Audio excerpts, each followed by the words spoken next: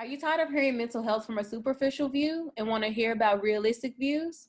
Well, you come to the right place, a space where healing is central, but also normalized. Your hosts, Donika and Myra, who are in the mental health field, will explore topics that help promote healing in your everyday life. Through our podcast, you will get the real and the work to focus on your healing. Welcome to Black Women Healing Podcast.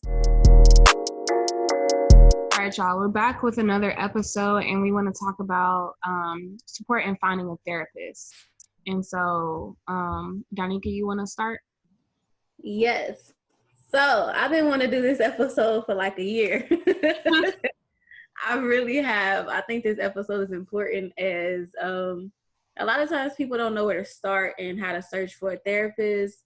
You know, you get nervous, you confused. It's so many different things. So this episode is of hopefully support and guide in looking for a therapist. So Myra, if I had to ask you, the first thing when you look for a therapist, what is the first thing you think that you would want to do?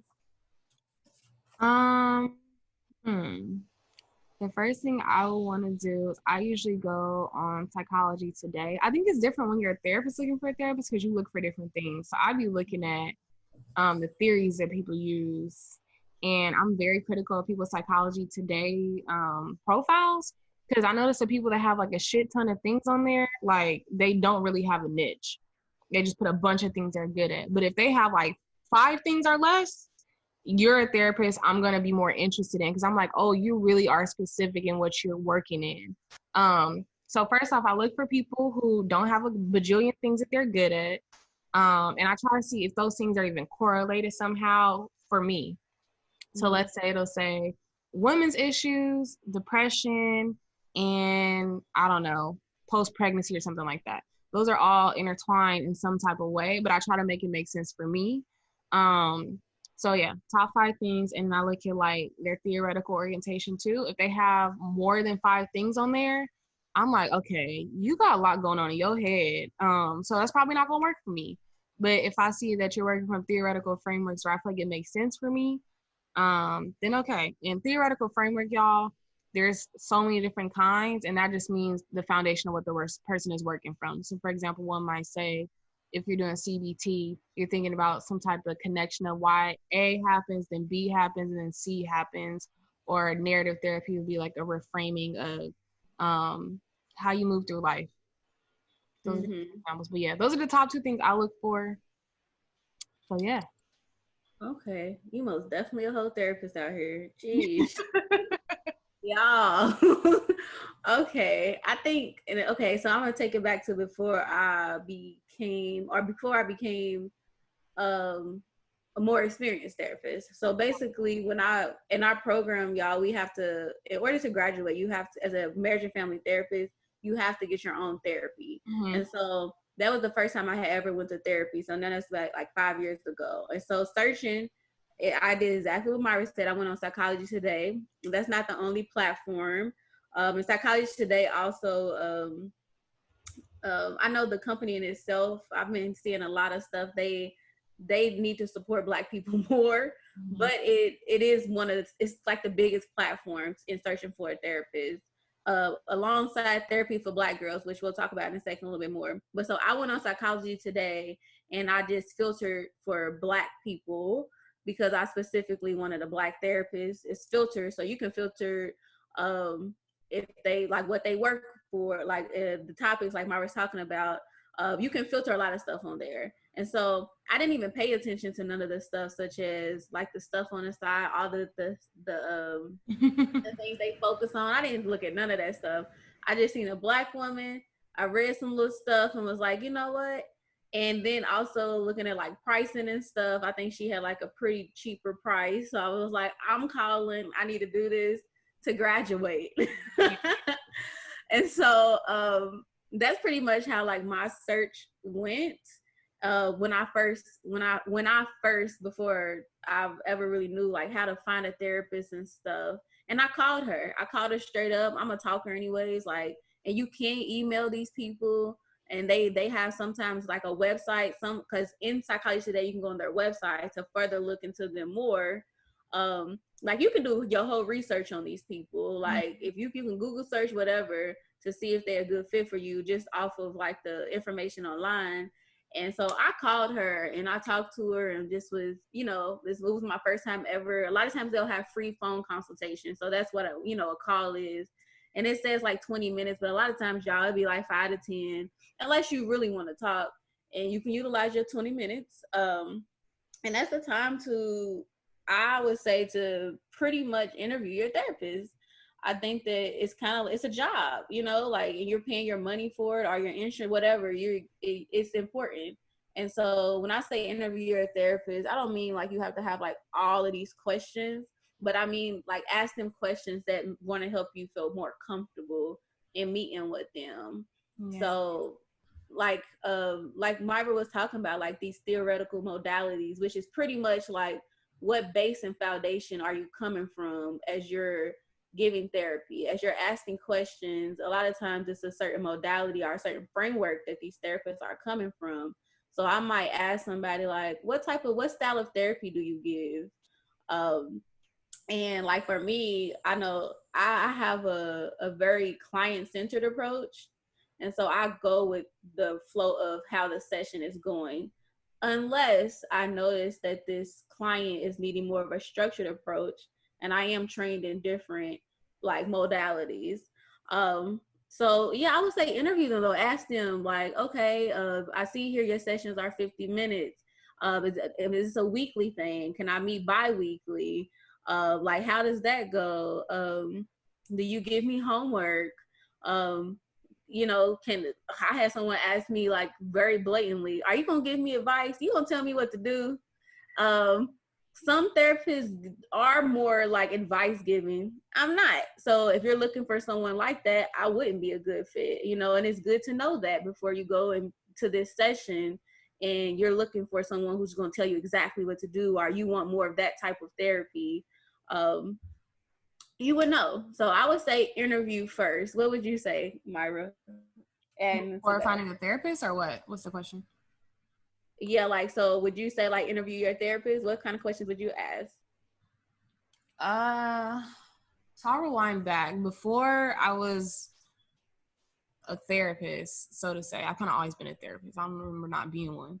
But before I was like in school for it, the therapists that I had were just because like word of mouth, like, oh, I go to this person, I just like check them out. So I wasn't really like probing to try and get to know them. I was just like, well, I heard they were good, so I'm gonna go to them, and I've had great experiences. But my therapist that I had to go through for grad school, I asked questions that I felt like made sense for me. So my questions were more so like, I have a busy schedule.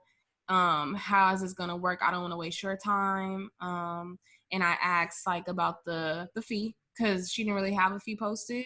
And I was just like, is this fee going to be something that like we can work with? There might be times where I don't have the money. How's that going to work? So I asked like those type of questions. And I had also asked her like, how are we going to start this? Like, are you going to give me an assessment? Are we just going to like hop into a conversation? Those are the questions I asked. Because I just felt like sometimes I don't need the assessment. Like, I could tell you what you need to know. But she was like, no, I always do assessments because I feel like that's best, versus my other therapists who were just like, no, we're going to just start with wherever you want to take it. So I asked, like, how will things get started? How flexible will they be with me? And those are just my main two questions. Because I feel like for me, when it comes to a new therapist, I always try to just have a session with them. Even if I do interview them and ask them questions, I try to have a session and then gauge if I like them or not. And it's all about like how you feel. Like, we could put aside theoretical frameworks, we can put aside like all the hoopla, but if a person isn't giving you what you feel like you need, I feel like that's what you got to look for. And I also tell people, like, if you're having a fun time at therapy and you're loving it, get a new therapist. Therapy is not supposed to be fun and sunshine and rainbows. If you never felt uncomfortable with your therapist, I don't know what y'all doing. But I would examine that too. Like, why is it so much fun and why are you loving it so much? It's not supposed to be something you love all the time. So yeah. Right. Not all the time. So it's gonna, and that's how I explain to clients as well. Like, therapy, it can be very uncomfortable, and that's literally the reason why a lot of people don't want to go. You're talking about the things that people don't want to talk about. So some days you will feel restored and feel very like reflective and like, yes, I'm getting to know I'm working through my shit.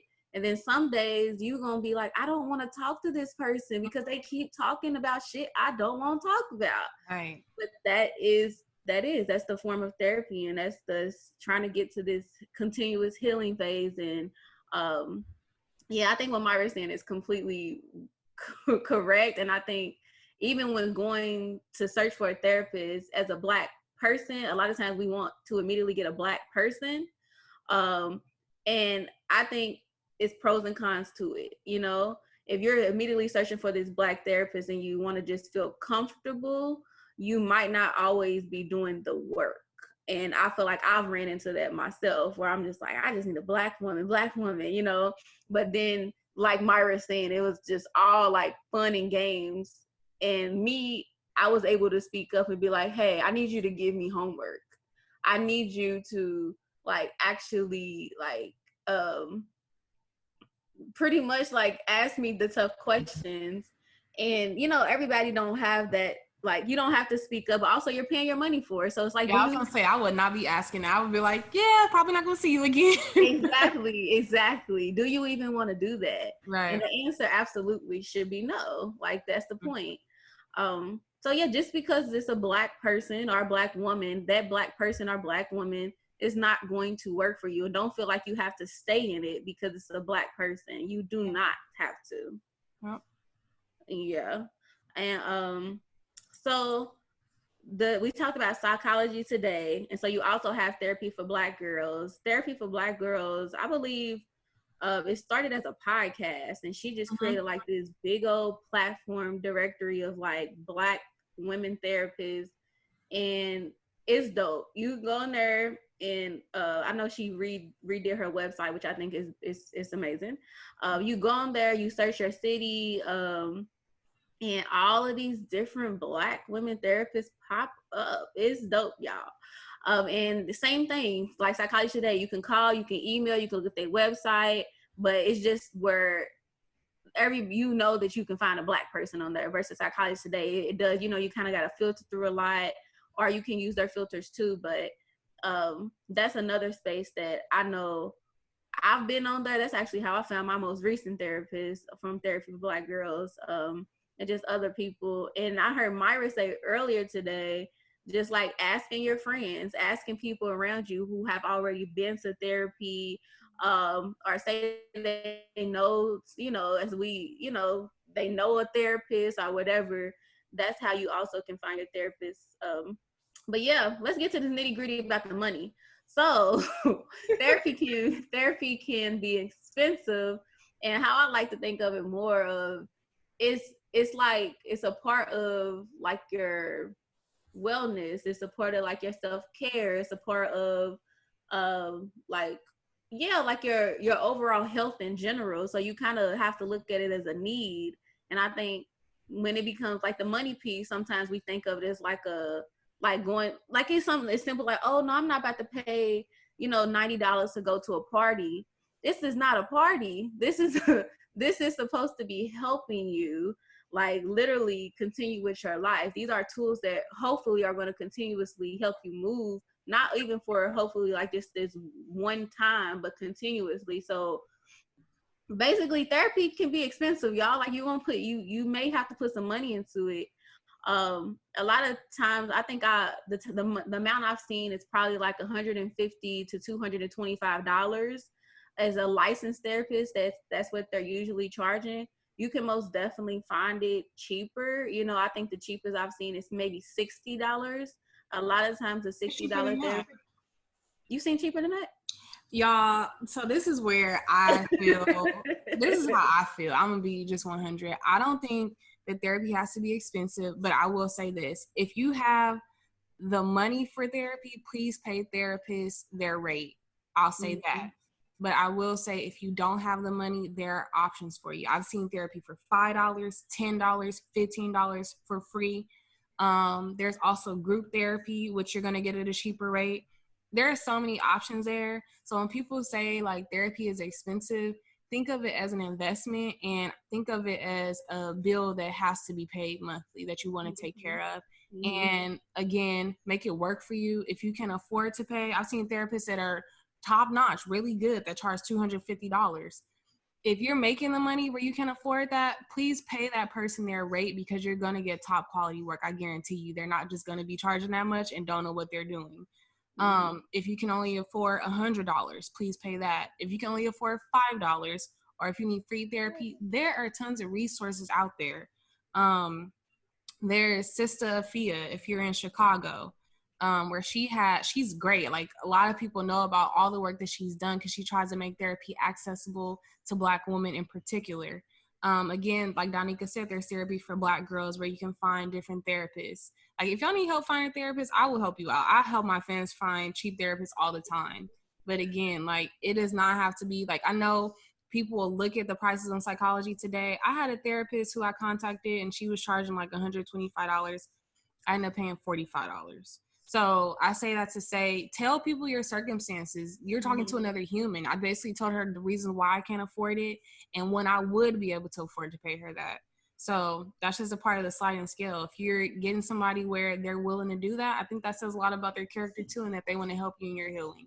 So don't hear these numbers and get scared. There's cheap therapy. And so that is a great point. And so basically the numbers you will see online though are not the $5-10. You will never see ever. Nobody will ever post $5 therapy sessions. But it's there. But it's there. You will see more of like these, like I said, you might see like $60, but that doesn't mean that this person won't work with you. And a lot of times, like Myra was talking about this sliding scale fee. So when you hear sliding scale fee, that literally means that they may have like lower rates.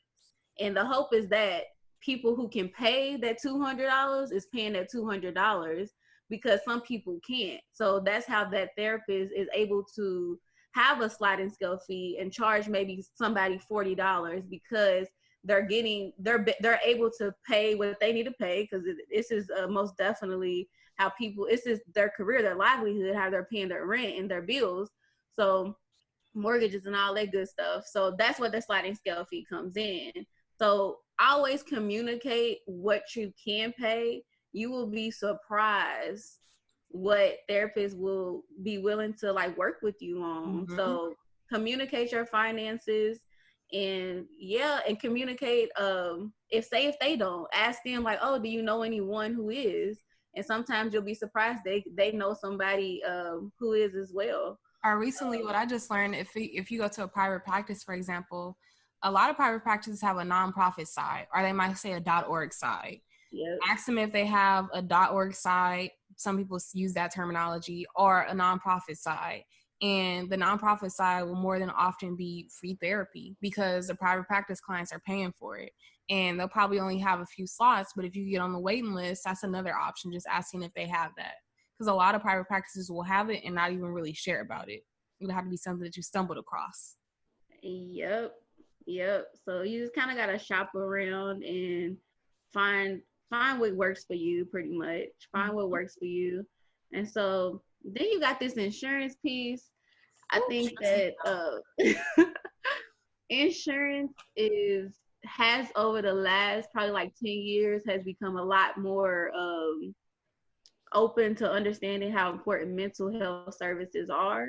So a lot of health insurance, they do offer some type of like therapy services. A lot of times it has to be linked through them, depends on if you have a HMO or a PPO. So you usually have to go through them. They might have their own providers. It can get pretty sticky, but the fact of the matter is, it's some options there. It is options there. They might be like very slim and in between, but it's some options there. I don't, like me personally right now, I don't accept insurance, but what I accept is I can be an out-of-network provider. And so that's for clients who have a PPO plan. If you have a PPO plan, that means you can pick your own providers usually, and they'll reimburse you a certain amount of money. But again, it varies for different health insurances.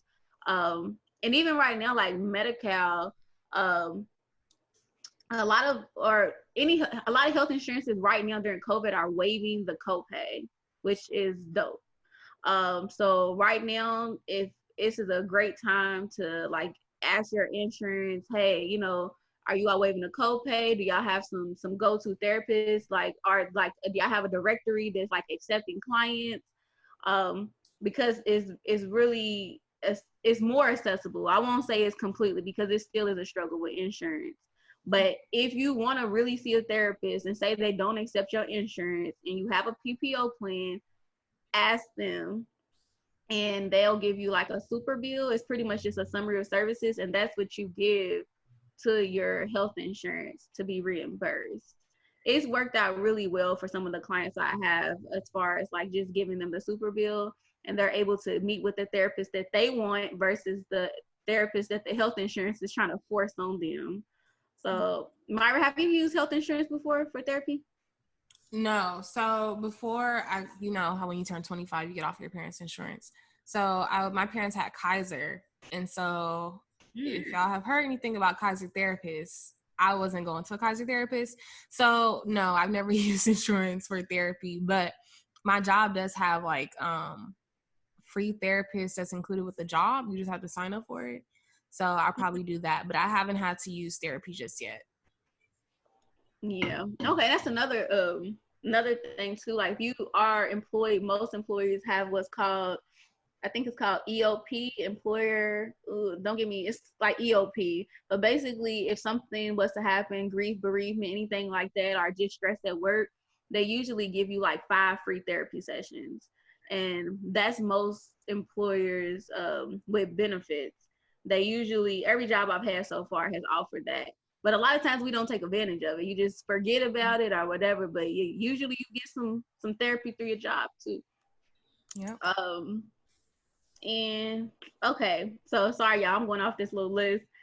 So location. So basically right now everything, not everything, a lot of therapy is virtual. And so this is the time that you can get a therapist. If you in California and you live in Sacramento, your therapist might be in San Diego right now. And or it's always been virtual therapy. Not always, but it's not new, but it's just more like heavily, it's happening right now. So the thing to, when you look for a therapist though, most likely that therapist is on, like, they can only be licensed, how am I trying to say this? They have to be licensed or registered as an associate or intern in that state. And so if you looking for a therapist and you see somebody in Georgia and you live in California, then the chances of them being able to accept you are pretty slim unless they're licensed both in California and in Georgia. Right. So that's something to be mindful of too as you search for a therapist, especially during these times. Mm-hmm. Because I've had people reach out to me and I'm like, oh no, I can't, like, I can help you find someone in your area, but I only have jurisdiction to service clients in California right now, which I'm working on. And then when talking about services, like free services, it's this.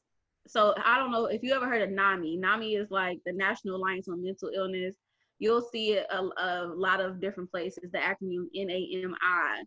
And so in Los Angeles, they have NAMI Urban Los Angeles, and they offer a lot of free like support groups.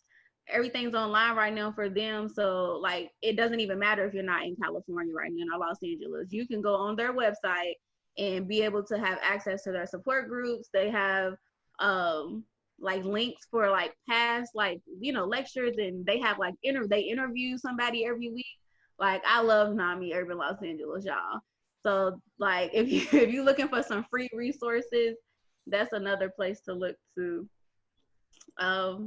But yeah, I don't know. I feel like I'm probably rambling because I really didn't want to talk about this, and I hope I didn't miss nothing. But I really just want people to feel comfortable when they're searching for a therapist and not feel like it's like this kind of like unknown territory. Like, you can do it, and like just start somewhere. Start somewhere, and like Myra saying, if y'all need help, please reach out to us. But yeah, I want everybody to, if you want to get a therapist, get a therapist. Yes. The yes. Right. You have anything else to add? No, I think that's pretty much it for me. I can't think of nothing else. But if y'all have questions, DM us. Yes. All right, y'all. That's it for this week's episode. And we hope you enjoyed this short but sweet episode. All right.